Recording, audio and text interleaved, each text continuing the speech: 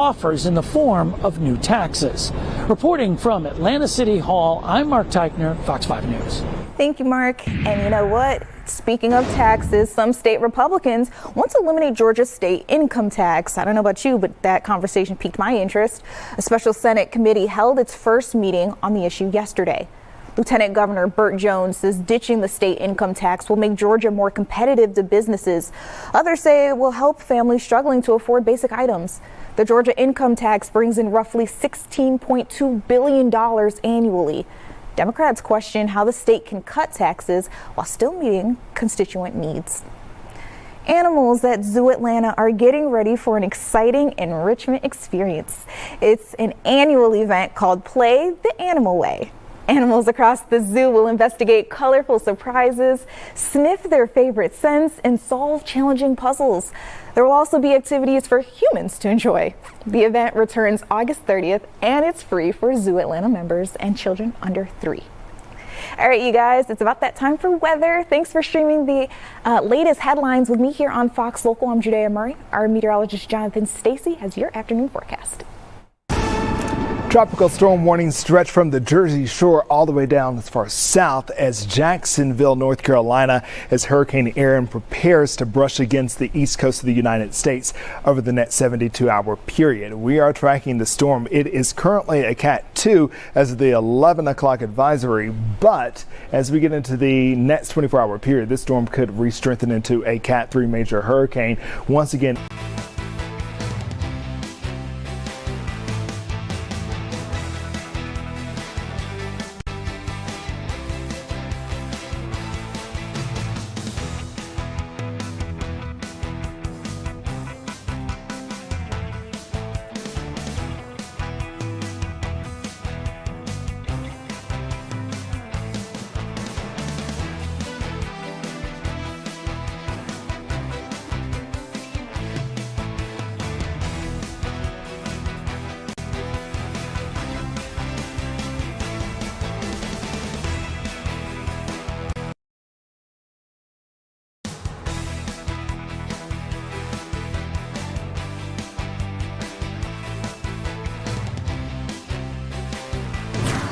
Good afternoon from the Fox 5 Atlanta newsroom. Thanks so much for joining us today. I'm Tom Haynes. We got a lot going on this Wednesday. Made it halfway through the week. We're so glad you're streaming with us today. I want to get you right out to live pictures from Cobb County right now, where the SWAT team has surrounded a home in Vinings. Police say a man is barricaded inside. They were there to serve a warrant. This is on Retreat Pass Southwest. Our photojournalist Jim Zorn is standing by live on the scene, providing these pictures for us. Jim, what more can you tell us about what's happening there?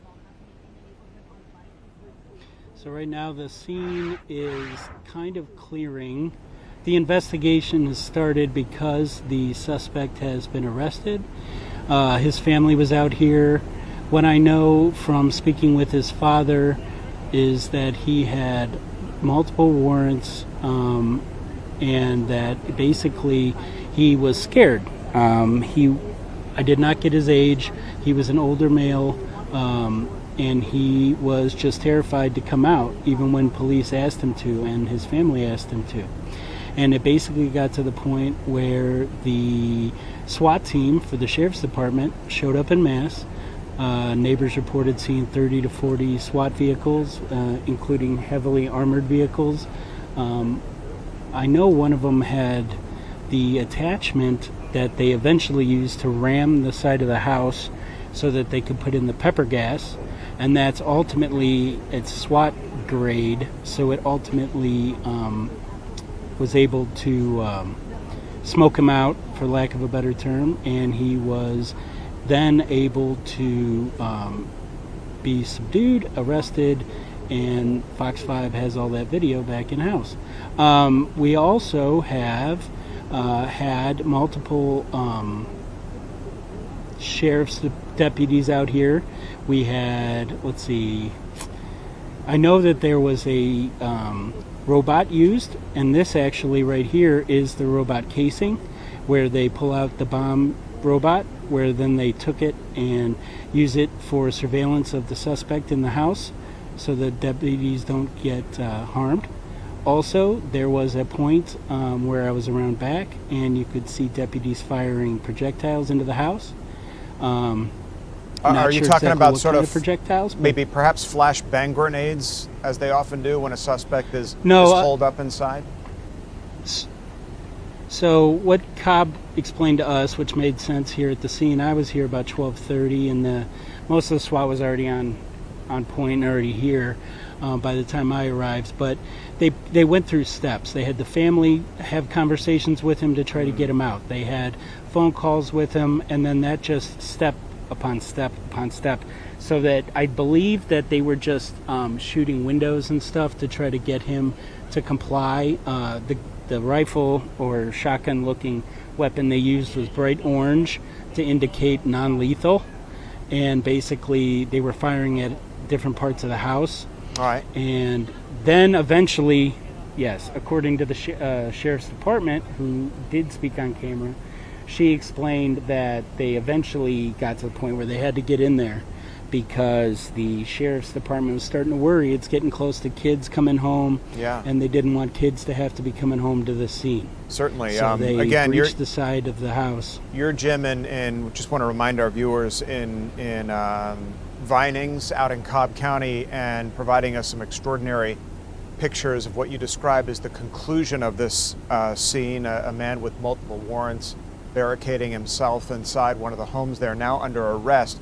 You spoke to officials out there on the scene, and I just want to take a listen to what they told you just a little while ago. He had a bench warrant, and the police wanted him to come out, so I pleaded with him via text, and after 5 hours or 6 hours now, the standoff is pretty much over.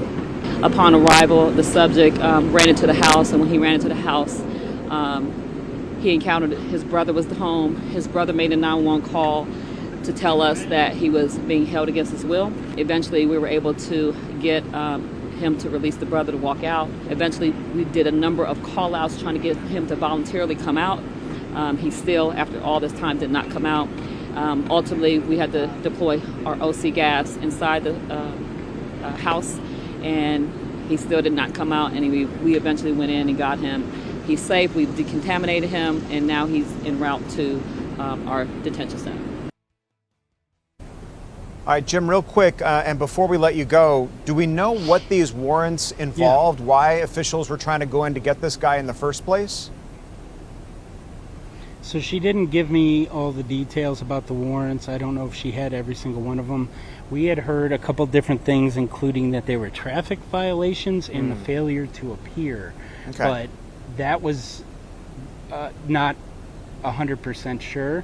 And she did say that obviously he's going to have more charges because of the situation here. His dad, though, was the first one to speak there, and you know, he's been out on the scene the whole time with his brother, his brother was the one that initially was in the house that they had to go get him to get released. Yeah. So everybody has been patiently waiting for the other brother suspect to get arrested and be safe. And so she was able to tell them, and they are pleased, sad it happened, damage to the house, but glad their loved one is alive. For sure. It sounds like every single protocol that could be followed was followed, and the successful arrest of this individual without anybody getting hurt, as you mentioned.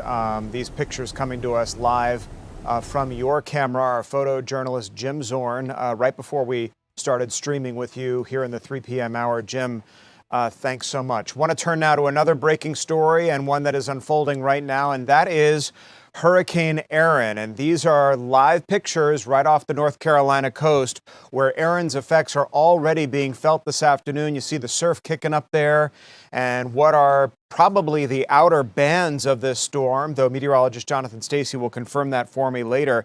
Erin is getting bigger and getting stronger as she charges up the Atlantic coastal section between the eastern seaboard of the United States and Bermuda. Not going to make landfall, which is the good news, but the bad news is that the folks along the eastern seaboard, many of them are going to feel Erin's effects.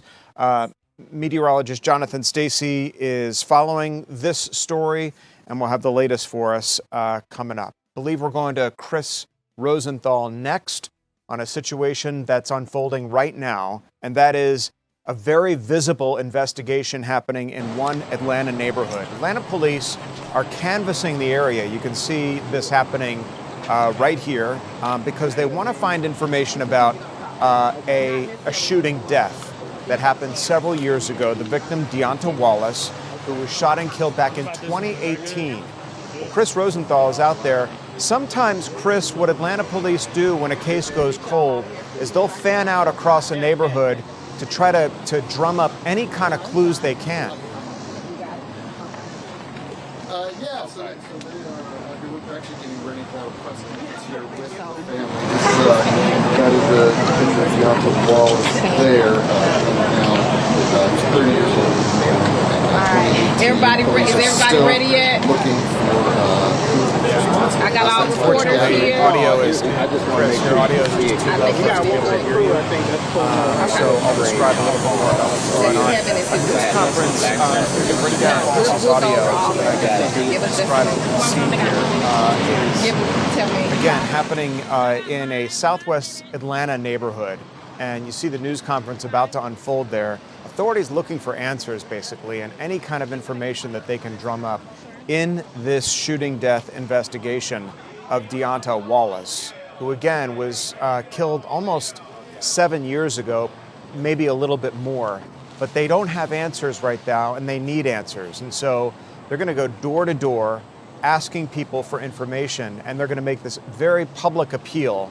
The victim's photo there posted for any information that might lead to clues, that might lead to an arrest. So our Chris Rosenthal there on the scene, he's going to listen into that news conference, try to get us some more info, and perhaps show us a little bit of the video of officials there as they try to get more information as to what happened and break this cold case once and for all. Meanwhile, we're also following the trial for A.J. Scott. He's the mayor of Buchanan. He is on trial for vehicular homicide, and that trial is happening today. We know that it got underway. Jury selection already happened. Opening arguments for the trial of A.J. Scott happening. This is a 2 decades old case, and it just got underway this morning. Mayor of Buchanan, he was once a Georgia State Patrol officer, and back in 2015, according to prosecutors, struck a vehicle going some 90 miles an hour without his sirens or emergency lights on, and that resulted in the death of 2 teenagers. Since that time, he has already been on trial. That ended in a mistrial, and he's being tried once again. And the family, as you can imagine, of these 2 teen victims just want answers in the investigation, and they want a conclusion in this case. So we're with Kevin Stewart, who's covering that trial, and we'll hook up with Kevin as soon as we can.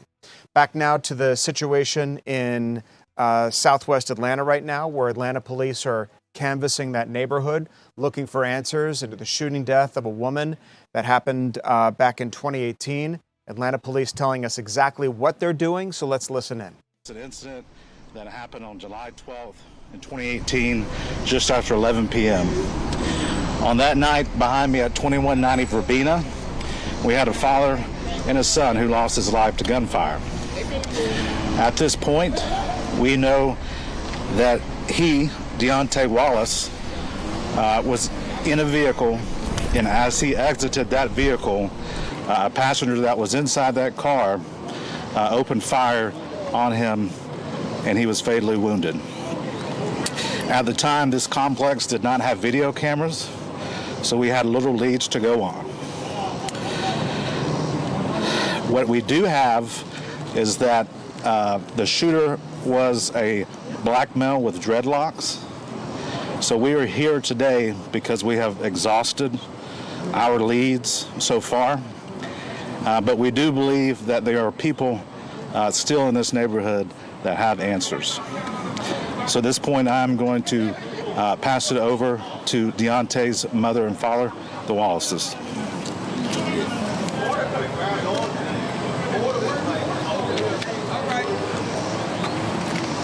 Father Deontay Wallace. I'm Victor Wallace. My son life was taken from guys he thought that was friends, and he was robbed and murdered right here on this street. And I was contacted by someone who really saw it, gave me a description of what happened. And in that sense, I was talking to the guy, and the thing that you hear around here is I don't want to get involved. Never heard such a thing in my life. But it's multiple people saw it and still saying that they don't want to get involved. They have to live around here. But since then, a lot of people have moved. And what I'm asking is someone make that phone call. We're this close. We just need to put a lid on it. We are this close. Now, this is his daughter that's conceived. He never got a chance to see. So, if you can, please help us solve this with just a phone call. And he have a 17-year-old son that will graduate next year that we raising, that he loved dearly. I didn't want to bring him around here because it'd be too much for him. And plus, he's in high school, and you know how some kids can be cruel. I didn't want to expose him to that. So all I need is somebody just make a phone call. We this close. I'm introduced to his mom, Veronica. Hi, I'm Veronica Wallace.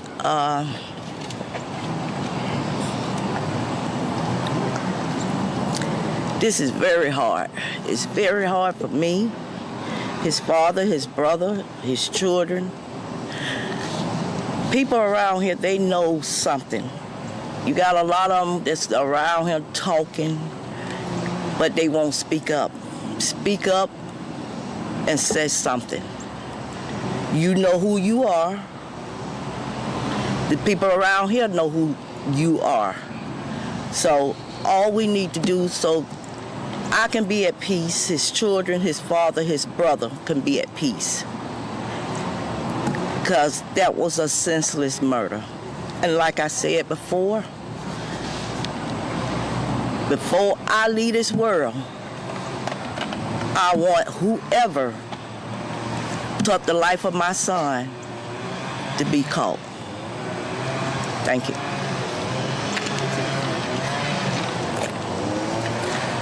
Again, so today we're out here requesting information from the community. As stated, please call Crime Stoppers. You can remain anonymous. The number is 404-577-TIPS, and there is a $5,000 reward for information leading to the arrest and prosecution. At this time, we're going to have officers from the area and the department that are going to conduct a canvass, passing out flyers, and that's all I have for you. Any questions before we start the canvass? As your preliminary investigation, how difficult was it then to get anyone to speak up, step up, or say anything to help? I'm Detective Thorpe with the Atlanta Police Homicide Cold Case. It was very difficult to get people to come up forward. All right, Atlanta Police and the parents of shooting death victim Deontay Wallace, who was shot and killed in that area back in 2018, looking for answers. What an emotional plea from Deontay's parents. If you saw something, say something. They said that a lot of people simply don't want to speak for fear of coming forward for one reason or another, but they're begging and pleading with the folks that live in that area to give police any shred of information that they may have. And so Atlanta police are going to canvass that Southwest Atlanta neighborhood to try to get to the bottom of this case that happened back in 2018. They said to call Crime Stoppers. You can do that anonymously, 404-577-TIPS, if you have any information that there's a $5,000 reward leading to an arrest and conviction, again, in the death of Deontay Williams. All right, let's get back to that trial, which started just today for A.J. Scott, the mayor of Buckhannon, the former Georgia state trooper who is accused of vehicular homicide, a double count in the death of two teenagers that happened some almost 2 decades ago at this point, back in 2015. Tried once, and nothing happened with that, and now he's being tried again. Fox 5's Kevin Stewart is at the courthouse in Carroll County where that trial is happening. Kevin, what is the latest from inside the courtroom? We know opening arguments happened this morning. Yeah, the prosecution is continuing to build its case. 2 key witnesses took the stand today, 2 of the survivors of that fatal collision, which took place in September 2015. The man behind the wheel, no one disputes that, was then trooper A.J. Scott, who is now the mayor of Buckhannon. I want you to take a look inside the courtroom. We've listened to several witnesses, but as I noted, the 2 key witnesses have been 2 of the survivors. The first one to take the stand is Ben Finken. He said that he doesn't really remember a whole lot. I want you to take a listen to this. Nope, I don't see any headlights. Don't make that turn. Sitting there, still looking at my phone, put my phone down, look to the right, see headlights. Next thing I know, I wake up at Grady. So you don't remember anything between the impact and being in the hospital? Do not remember anything. Not after the impact. Next thing I know is I just woke up at Grady. Had anybody been drinking at TJ before you guys left again to go to McDonald's? I don't recall. I don't remember. Okay.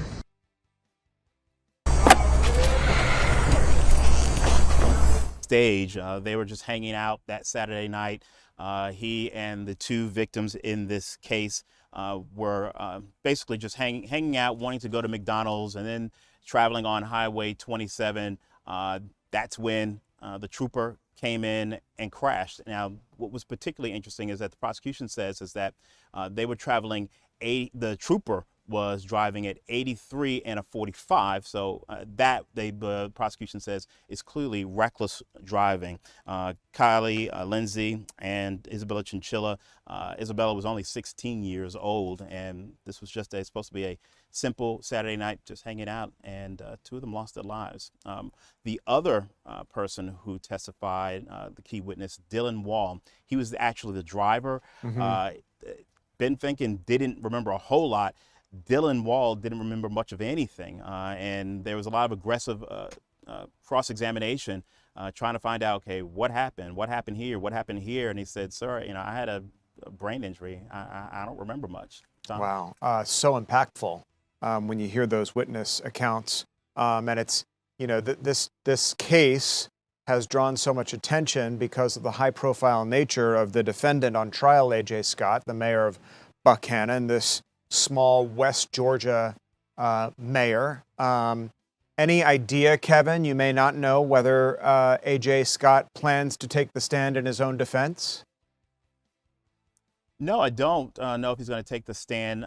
As you know, that is very unusual. We saw in a trial last week that worked for one defendant, but that is highly unusual. It would be very interesting because, as you can see, how the prosecution is building their case, they jumped straight to it. They got there were 4 kids in that car. 2 of the survivors testified today, and we're going to see a accident specialist who can recreate the scene, and we're going to hear more about that, if not today, certainly tomorrow. Tom? All right, Kevin Stewart covering all the details there for us in Carroll County. Kevin, thanks so much. Well, it is a busy Wednesday afternoon of news here in the Fox 5 Atlanta newsroom. We're covering a lot of live situations unfolding right now, including Hurricane Erin, which is turning off the Atlantic coast right now. Its effects already being felt. Fox 5 Storm Team meteorologist Jonathan Stacy in the Storm Center tracking Erin's progress. He's going to join us to tell us exactly what kinds of effects we can feel from the storm, already feeling it now as Erin gets bigger and stronger as she makes her way east and northward. Also following a situation out of Fulton County where the commission is debating what to do about the Fulton County Jail. Do we invest more money into it, or do we do as the federal government wants and build a new one? Our Angelique Proctor is at the Fulton County Commission, and we'll have the very latest as coverage of all of these stories continues here live on Fox Local right after the break.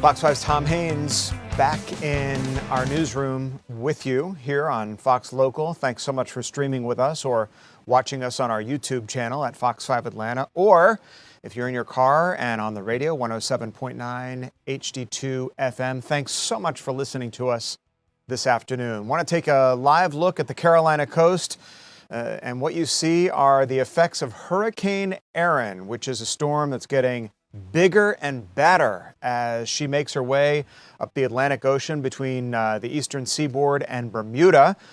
Fox 5 Storm Team meteorologist Jonathan Stacy has been tracking Erin's every move. Jonathan, I understand just from reading up on Erin that this storm could grow even stronger. It is a very large hurricane. That can be said alone.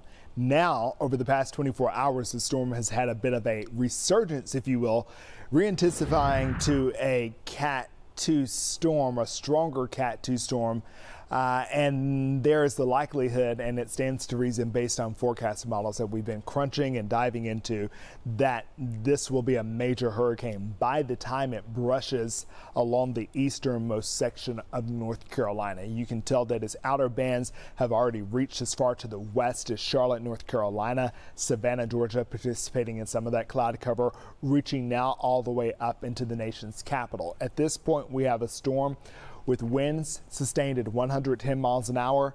I expect that to once again go up, making this a major hurricane, Cat 3, within the next 12 to 24 hour period, as the storm now is on a direct path to the north at about 13 miles an hour. Very organized, your classic shape that you would look for a very healthy hurricane.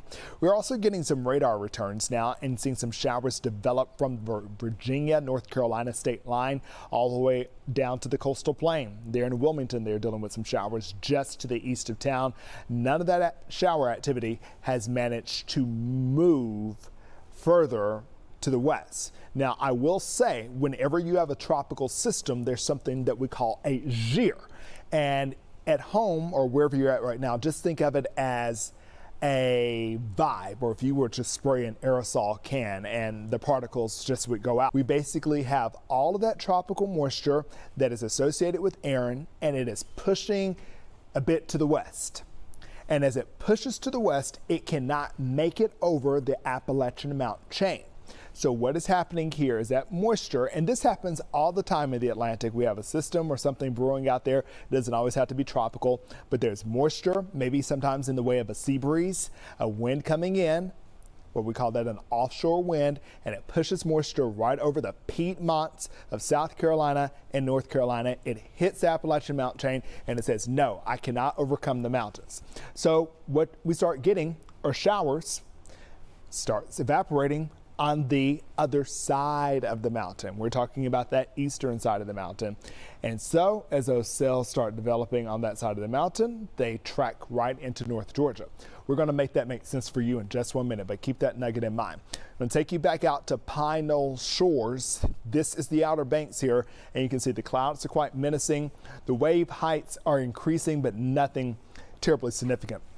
What I will tell you is the rip current risk is elevated literally from South Florida all the way up to New England, the entire east coast of the United States dealing with high risk for rip currents. And I have heard numerous stories, both in news reports and in social media, of rescues happening as a result of people being on the water. So while the focus is on North Carolina for the next 24 to 36 hours, I don't care where you're at, from Tybee Island all the way down to South Beach, making your way all the way up to Cape Cod. It's not really the prime week to be on the ocean. The swells that this thing generates, because it's a massive storm, reach far and wide. Once again, you can see there, things are not calm at all, but not as bad as they're going to be. A tropical storm warning in effect from as far south as the coast of Jacksonville, North Carolina, that extends all the way as far north. Get this, Tom, to the Jersey Shore. So that includes the Delaware Bay, along with the Chesapeake Bay, and obviously the area of great concern, which is the Outer Banks. So let's roll through the impacts here. 7 o'clock tomorrow morning. Not a really good night's sleep along the coast. So most people have moved inland, which is smart, off the inlet that is known as the Outer Banks there. We could have wind in excess of 50 miles an hour. To be tropical storm force, you need winds at 39 or higher. So definitely tropical storm force winds in play all the way up to Virginia Beach. Now, we're looking at a lesser brunt in terms of the wind force. Will be areas along the coastal plain from Jacksonville going down to Wilmington. They're going to get brushed with some winds even late tonight, but overall their wind risk should stay below tropical storm limits. By the time we get to Friday, it looks like the storm is basically in their rearview mirror and they're finding some relief. There's also the threat with continuous winds pinwheeling up against, pushing water over the inlet into all of the particular tributaries that typically flow out into the Atlantic Ocean. Water's now going inward. There's the threat that you could have 2 to 3 feet of storm surge in the area. So the National Hurricane Center is kind of going a little bit higher with that 6, but I don't think that will be a major threat, given that this storm has a pretty steady forward motion of about 13 miles an hour. No indication it's going to slow down. I'm kind of sorry to interrupt, Jonathan, but I'm kind of just following along with you. Yeah. I'm gathering that Nag's Head is really going to bear the brunt of Erin, because it jets out further than any other landmass on the eastern seaboard here. Yeah. So basically, what you have here are 2 communities. So this is going to be the upper Outer Banks, Nag's Head, coming down from Virginia. I think this is 59 here, making your way all the way down here. And this is Hatteras Island. Hatteras Island. And that is the easternmost point of the United States to the south of the Mason-Dixon line. Okay, so I'm going to throw 2 things at you really quick, and then we'll move along here. But the just in my years of covering hurricanes, the biggest factor, at least for us here in the United States, is like beach erosion, surf, flooding impacts, and things of that nature, not necessarily damage caused by hurricane force winds. Yeah. And then what about our own forecast here in our area? And that's the thing that we all oftentimes have to break down when it comes to hurricane forecasting. We can get fixated on the categories, and the categories are specifically assigned to wind speeds. However, what does the wind do as an antecedent factor oftentimes is the other threat, or where the other threats come to mind at. So yes, you do have the threat for rip currents. The swells are just tremendous with the storm. That's number one. Will there be some beach erosion here, especially with you dealing with an inlet? Yeah, there likely be some effects, but we know that it's going to take us a couple of weeks to get the full scope of what happens here. The storm is moving fairly quickly, so it's moving along about 13 miles an hour. Sometimes these storms, especially if they have a little bit of land friction, they start slowing down, and so it's hugging the Gulf Stream, and so it's kind of like in its rightful position in a very friendly area for development and growth. Once again, likely a Cat 3. Still the eye wall displaced from that easternmost point, Hatteras Island, by 200 miles, but it's those outer bands on its west side that will clip tomorrow morning going through the day Thursday. But I also want to mention, because a lot of people are up at Martha's Vineyard, perhaps even Nantucket, even Cape Cod. By the end of the week, we could still have a Cat 3 storm that is unleashing tropical storm force winds as far to the north as New England. It's the maritime of Massachusetts that I'm most concerned about. But also it's going to be maybe potentially a rainmaker. Many folks up there always trying to embrace every bit of August warmth up there before things kind of take a downturn. Kicking up the surf on the south shore of those islands. For sure. And that's exactly what you're going to get there. We do want to turn the page really quick and see what's happening here at home. Not much, especially in contrast to what it was like yesterday at this time, but we're looking up to the north, and I kind of did some drawing here. I wouldn't take this home to show Mom, but if you can see here, there's Nashville. This is I-24, I-59 right there. The general orientation of these storms that are coming down here are to really track to the south and to the west. The question is, will they have a more southern track and end up following I-75 rather than I-59? Which interstate do they want to take? I think we'll be okay if they decide 59 is their route. But definitely not what we saw yesterday. Yeah, exactly. And these storms will drift down from the north and they'll move southward. What I'm most concerned about now is that moisture that's rolling up against the mountains. It takes that typical trip through the northeast Georgia mountains, moves through the foothills, and then into the metro, which for us means that we could likely have storms tonight rather than afternoon and evening. But nothing to do with Erin, right? Nothing to do with Erin exactly, but the moisture, that big tropical regime, that tropical gear, is that moisture that's hitting the mountains saying, I can't make it over, so I'm going to take this path once again over the northeast Georgia mountains, make it down I-85, and that's what's going to cause the metro area some problems. 9, 10 o'clock. Look at this, Tom. Wow. So, wow. You got some church evening plans, maybe storms, Bible perhaps. study or something tonight. Yeah. Kids got some after-school practices. I think those are going to be okay, but the later you stay out, the higher the risk you run for getting caught under a pretty solid downpour and maybe even some thunder and lightning. Maybe some overnight thunder rumbling. Yeah.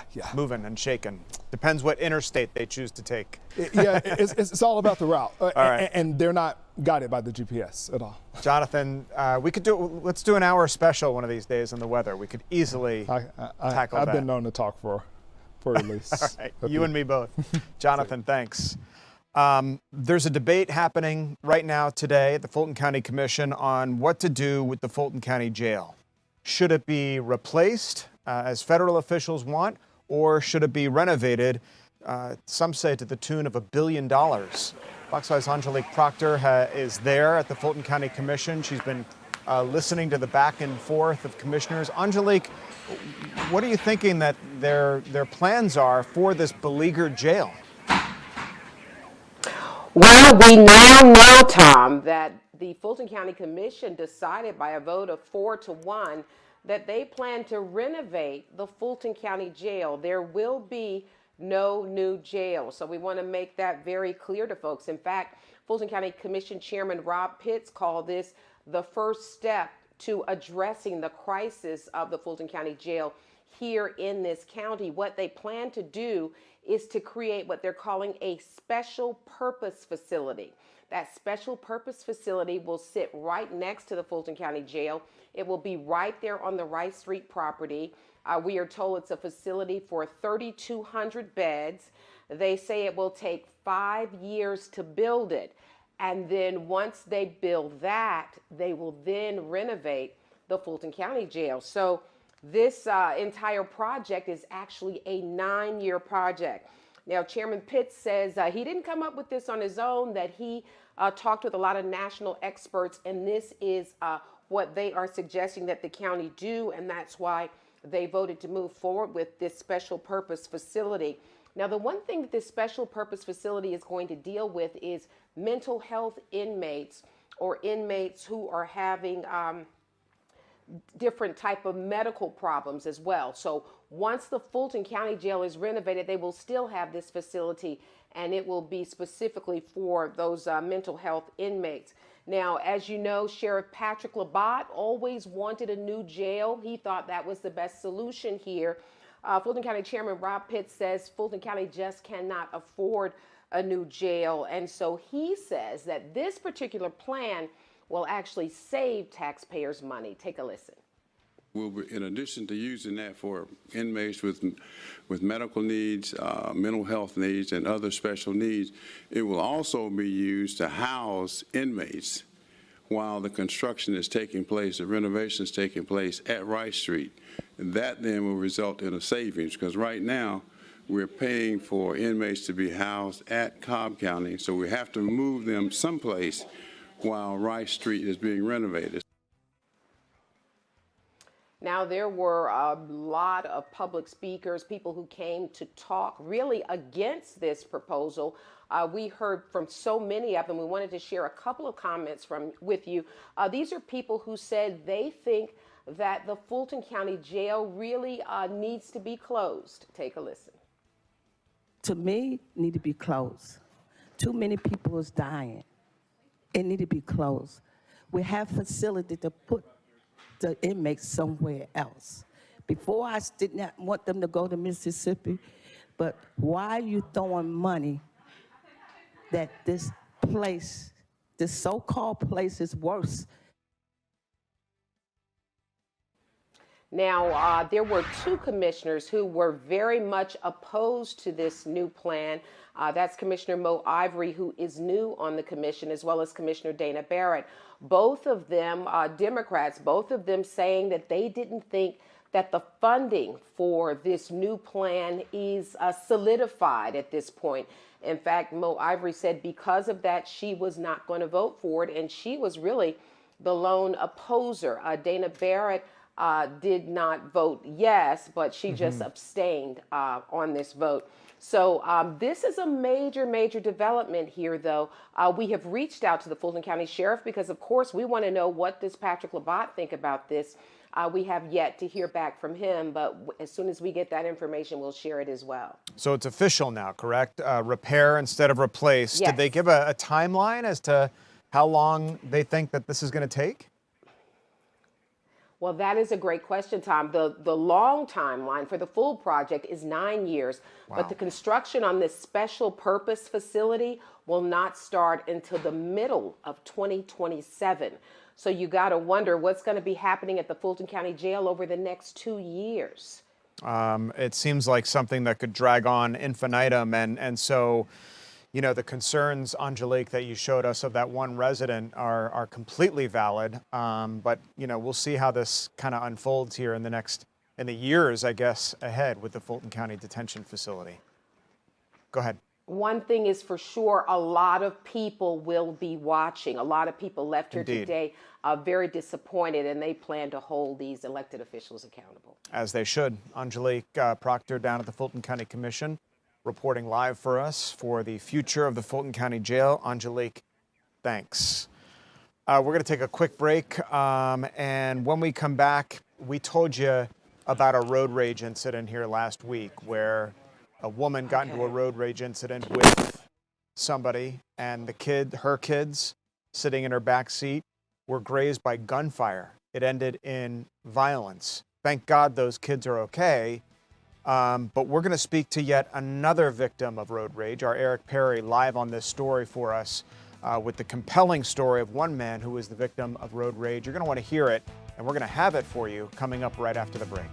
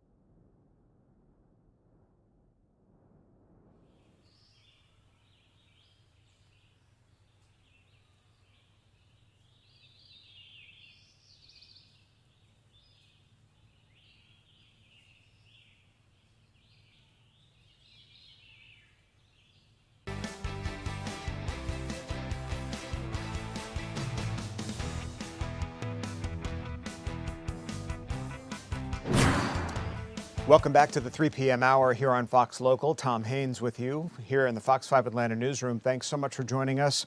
Whether you're watching on Fox Local on your mobile device or at home, whether you're streaming with us on our YouTube channel at Fox 5 Atlanta, or if you're in the car listening on 107.9 HD2 FM, welcome and thanks so much for joining us. Last week, we told you about a road rage incident here, which resulted in 2 kids getting shot. Thankfully, those kids are okay, but it underscored the dangers of driving on Metro Atlanta roadways and road rage incidents which can result in violence. Eric Perry went one-on-one with a road rage victim, a man that was also in a road rage incident with somebody. Eric, it can be scary out there on our roadways. Yeah, very scary indeed, Tom. Hello to you. This man told me he was just here in this area. I'm at North Druid Hills, right when you get on Highway 78. So a very busy area when he says that someone opened fire, half a dozen shots onto his car. Take a look at some of the video and the damages here. We know this happened last Tuesday. DeKalb County Police confirming that it happened just before 7 that morning. Windows, back windshields all shattered, holes where the bullets penetrated through. The man believes it was a high-powered gun that was used and describes the truck as a brand new gray Dodge 1500 with black rims. Listen to him as he walks us through what led up to those scary moments. On my way to work like every other morning, and yeah, he actually cut me off, and all I did was honk my horn. That's it. That's all I did. I didn't do anything nasty, didn't shout anything, didn't do any gestures, just honked my horn, and next thing you know, I've got my windshield shattering and bullet holes coming through my car. It's like a brace for death. I was bracing for one of those bullets to be, you know, the one that took me out. As soon as I heard my back windshield shatter and I heard the gunshots, I just ducked my head immediately, and I didn't come back up until I stopped hearing shots. Yeah, he said that the police told him if he had not have ducked, then one of those bullets would have hit him in the head. Keep in mind, he was on the Interstate 78, Highway 78, when all of this happened and those gunshots, and he closed his eyes there. So thankfully, he didn't wreck into another car. DeKalb County Police did confirm they are investigating this incident here. They're asking if anyone has any tips or anything like that to come forward to help solve this crime. But Tom, another issue here that's going to cause a hindrance in this investigation, those cameras that are on the highway, those traffic cameras, they're a lifetime type of camera system, so they don't record. So police aren't able to go back and maybe get a license plate or a number or anything like that. And of course, that driver sped off before this victim was able to find or write down that number or anything like that. But he's just grateful to be alive there, but really scary moments there, just walking us through another road rage incident that happened on Metro Atlanta roads. What a harrowing story, and just incredible damage done to that victim's car. You've done so many of these stories, Eric. What do officials tell you about entering into these kind of incidents in the first place and how to avoid them? Yeah, Tom, I'm going to be honest with you. I hate the phrase pack your patience, but that I think really is what you have to do in a situation like that. People, unfortunately, are quick to grab guns. I've talked to law enforcement firsthand, and they're just saying, you know, in these situations, don't let your anger get the best of you. A lot of people have guns in the cars, and in the case like this, they'll pull it out, they'll use it, and just not think of, you know, it's not that serious there. So if you get into any sort of kerfuffle there on the roadways, take a breath. It's not worth it. You never know what's going to push somebody over the edge, Tom. Yeah, who knew road rage could wind up with deadly consequences? Thank God in both of these cases that you covered for us, it did not. But just a stark reminder, as you said, and that old term, pack your patience, but that's exactly what you have to do on our roadways in this city. Eric, thanks. Well, we are hearing and we are seeing the dramatic account of how water rescuers saved a family from their vehicle. The car apparently rolling over, becoming submerged, or at least partially, and then the heroic actions of those rescuers were caught on camera. Deidre Dukes joining us now live with how all of this unfolded. Deidre? Tom, we're joining you live from Highway 92, or State Route 92 rather, at Hall Road here in the city of South Fulton, where there was a 2-car vehicle crash on Saturday here in the city of South Fulton. And city of South Fulton police officers, 2 in particular, are being called heroes, are being praised for their quick action out here Saturday afternoon for this vehicle crash, but they say they're not. They say they simply did their jobs, although others would disagree, because what they said they did, they helped rescue 3 people, including a newborn, a toddler, and those children's, their mother, from an overturned vehicle. Now we're going to take you back to Saturday afternoon, and we do have police body cam video of the incident. So what we're told happened is that one officer in particular, Officer Robert Johnson, he was the first on scene along with Officer Maisha Cooper. Officer Robert Johnson rolled onto the scene. He said he saw several people literally trying to push a car off of a man who was pinned underneath that vehicle. Now, when Officer Johnson gets to the actual scene, he is told by the man who was pinned under that car that there are 3 people inside the vehicle. Again, a newborn, a toddler, and the children's mother. He said he knew he had to act immediately. By that time, Officer Cooper also had arrived on scene. Officer Cooper saying that she was extremely concerned, not only because of what situation she came upon, but also the fact that she did not hear the children inside the vehicle. She said it was very quiet, extremely concerning. So Officer Johnson then proceeded to smash the car window. He cut through an airbag and began pulling the children and their mother out of the vehicle. Let's hear from him. Well, there was about 5 or 6 people standing outside. They said that their vehicle rolled over. Once I processed it, once I found out it was kids, I ran over there. There was already about 5 citizens down there. They helped me down. Wasn't realizing I seen the victim outside the car with the vehicle pinned, and then seeing that the window was intact. I broke the window. I requested more assistance. Sergeant Cooper, she arrived on scene, and then we was able to cut the airbag out and pull everybody out of the vehicle. Yeah. I don't feel like I need the recognition, honestly. I was just doing my job. We do this thing every day. Every day, an officer out there helping people, just doing our jobs. It's just our duty. They were able to pull those 3 people out of the vehicle, the children and their mom, before the fire department arrived. It did take the fire department, in fact, along with those officers on scene, to be able to get the man who was pinned under that vehicle, to get him out of the vehicle. But again, both officers talking to reporters today, saying that they don't consider themselves to be heroes, that they did what anyone would do in their position. But today they are being recognized for acting quickly and making a difference out there when every second counted, Tom. Yeah, well, whether they want to be considered heroes or not, they are heroes. They do deserve the recognition. You know, this is something, Deidre, and when lives are on the line, that you know, police like the officer you spoke to, firefighters, even though this wasn't a water rescue, as I mentioned in the lead up to you, even water rescuers, they have to practice for this stuff all the time when these lives are on the line.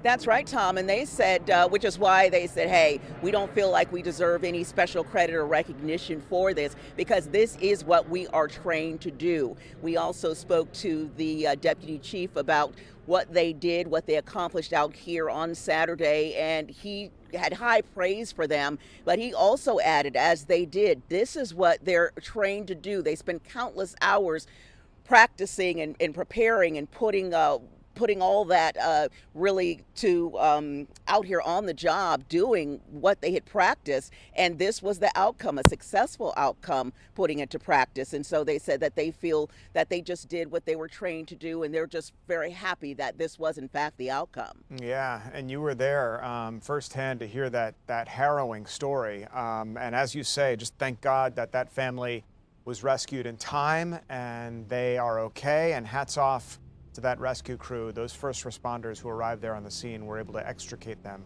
from their vehicle. Deidre Dukes, thanks so much.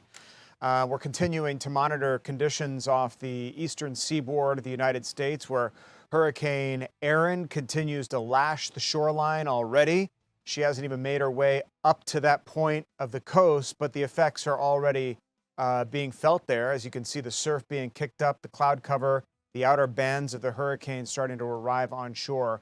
We're going to talk a little bit more about Erin on the other side of the break, and a new project happening in Chamblee, which should help authorities be able to track crime more effectively. We'll be right back.